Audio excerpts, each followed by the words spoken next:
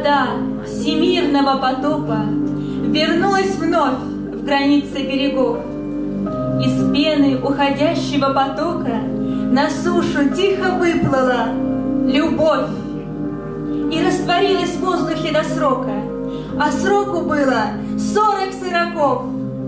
И чудаки еще такие есть, вдыхают полной грудью эту смесь, и ни наград не ждут, ни наказания, и, думая, что дышат просто так, они внезапно попадают в такт такого же неровного дыхания. Только чувству, словно кораблю, долго оставаться на плаву, прежде чем понять, что я люблю то же, что дышу или живу. И много будет странствий и скитаний.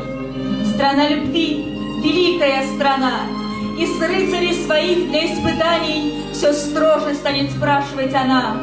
Потребует разлук и расстояний, лишит покоя, отдыха и сна. Но вспять безумцев не поворотить. Они уже согласны заплатить любой ценой, и жизнью бы рискнули, чтобы не дать порвать, чтоб сохранить волшебную невидимую нить, которую между ними протянули.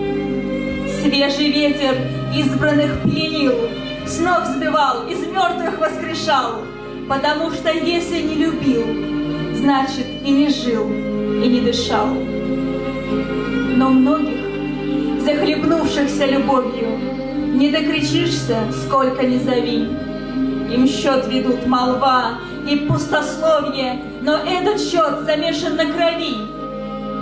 Давайте же поставим свечи в изголовье погибшим от невиданной любви. Их голосам дано сливаться в такт, и душам их дано бродить в цветах, и вечностью дышать в одно дыханье, и встретиться со вздохом на устах, на хрупких переправах и мостах, на тонких перекрестках мироздания.